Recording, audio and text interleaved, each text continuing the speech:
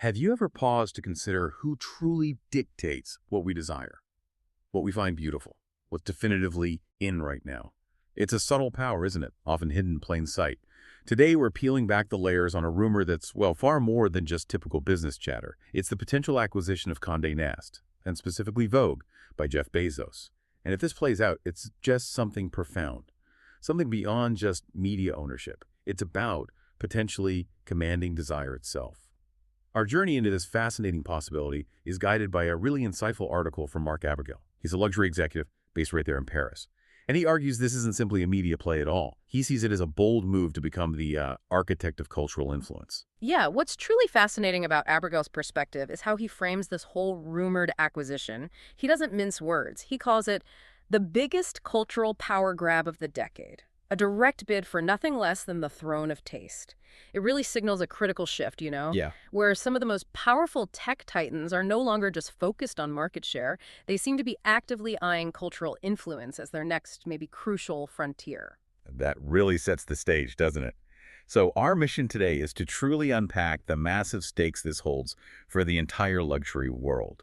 We'll explore this fascinating clash between what Abergel calls old and new power, and consider how the traditional luxury titans might, well, fight back for their very sovereignty.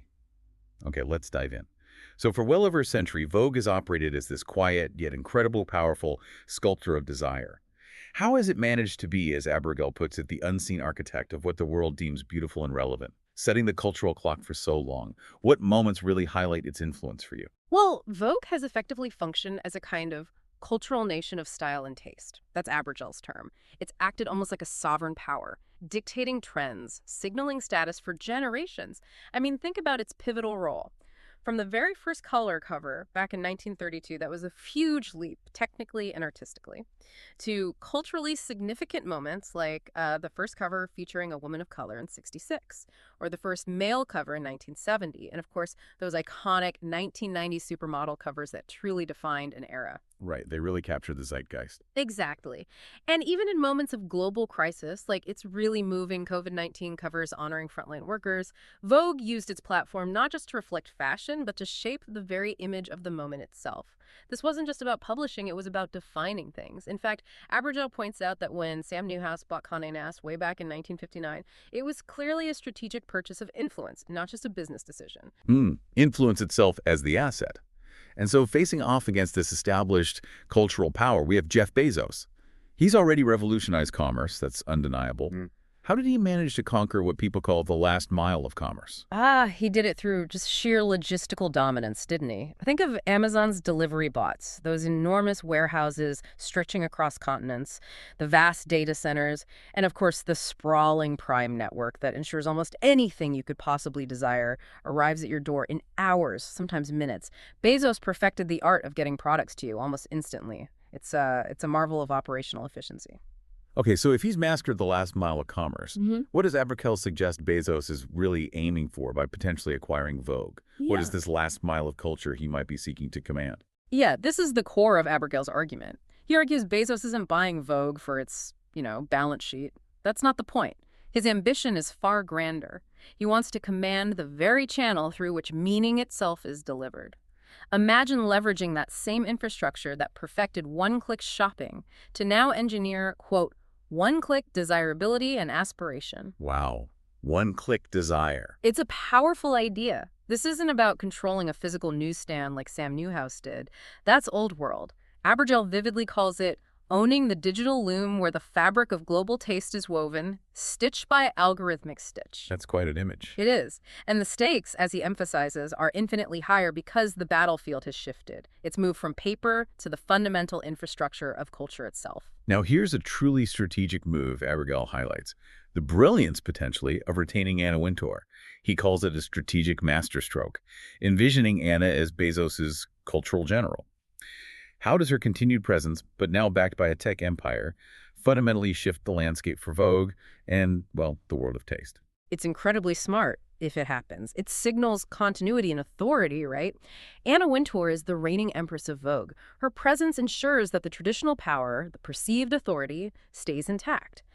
But now, imagine her wielding that power with the unprecedented machinery of a global tech empire behind her. It amplifies everything. Exactly. And it's not just a cold business decision either. As you hinted earlier, Jeff Bezos, Lauren Sanchez, and Anna Wintour, they've already been seen sharing front-row conversations for years. So this rumored acquisition might just formalize an already existing alignment of influence and maybe ambition. Let's deepen this idea of the cultural nation. You mentioned it regarding Vogue. But how does Abergel apply this concept to the traditional luxury maisons themselves, like LVMH, Chanel, Hermès, Kering? What makes them more than just companies in his view? Oh, he insists they are far more. He describes them as vessels of Europe's soft power. It's quite poetic. They don't just export products, they export entire systems of ritual, taste, and culture. That's the key. These maisons operate almost as sovereign actors, each with its own distinct laws, codes, rituals, meticulously built and refined over, generations. They are, in essence, self-contained cultural ecosystems, really powerful ones. Okay, that makes me think back. Many luxury brands, including some heavy hitters from Kering and LVMH, they once kind of flirted with Amazon, right? Only to famously pull back. Why did LVMH's CFO, Jean-Jacques Guillaume, state so emphatically back in 2016 that Amazon's business model does not fit with LVMH full stop? What was the core incompatibility there? Yeah, that was a big moment. The core issue was Amazon's mass market ethos, its very nature. LVMH and others too felt that the platform essentially flattened exclusivity. Imagine, like Abergel suggests, a $5,000 handbag appearing on the same page, maybe even in the same search results as, bulk detergent and phone chargers. Yeah, not quite the luxury experience. Not at all. That adjacency fundamentally undermined the perceived exclusivity, the luxury, the mystique they worked so hard to build. It diluted their brand. Right. And this is precisely where Abergel's analysis really shines, isn't it? He argues Bezos isn't repeating that specific mistake. How is the strategy different this time, according to Abergel? Precisely. Abergel points out that this time, Bezos isn't simply asking for a seat at the table. That was the old approach, maybe. Now, he says, Bezos is potentially buying the table, the dining hall, and perhaps most importantly, the seating chart that Vogue and Anna Wintour command so well. Buying the seating chart? Yeah. This isn't about a retail partnership anymore. It's about outright ownership of a critical piece of cultural infrastructure. It's a fundamental shift in strategy, from integration maybe to assimilation. That really highlights the potential danger for luxury, then. If this acquisition actually proceeds, how does Abergel envision Vogue's editorial lens changing? What happens when culture merges so completely with commerce in this new model? Well, the distinction, Abergel warns, could essentially dissolve. It might just disappear. Under the scenario, Vogue wouldn't just cover culture. It would actively merge with commerce until the two become, indistinguishable. The editorial lens wouldn't be purely aesthetic anymore. It risks transforming into a sophisticated targeting engine where aspiration becomes a data point and taste is optimized for conversion. So the traditional church and state separation, gone. Potentially, yes. The integrity of editorial content, that idea of it being separate from advertising, could be irrevocably compromised. Which connects directly to Abergel's broader point about cultural infrastructure. What are the implications if one entity, like a Bezos-owned Condé Nast, truly owns the authority to define desirability? What does it mean for luxury maisons to risk becoming, as he puts it, vendors inside someone else's cultural nation of taste? It's a stark warning. Abergel argues that today, cultural influence is no longer just commentary, it's infrastructure. That's a key takeaway. So if Bezos owns the authority to define desirability, he could literally bend the market at will. Think about that power. This means that these powerful luxury maisons risk becoming mere vendors inside someone else's cultural nation of taste. They'd be forced to negotiate from occupied territory, as Abergel phrases it. Occupied territory. Yes, their autonomy, their very ability to define their own value and narrative would be severely diminished. It changes everything for their sovereignty and influence.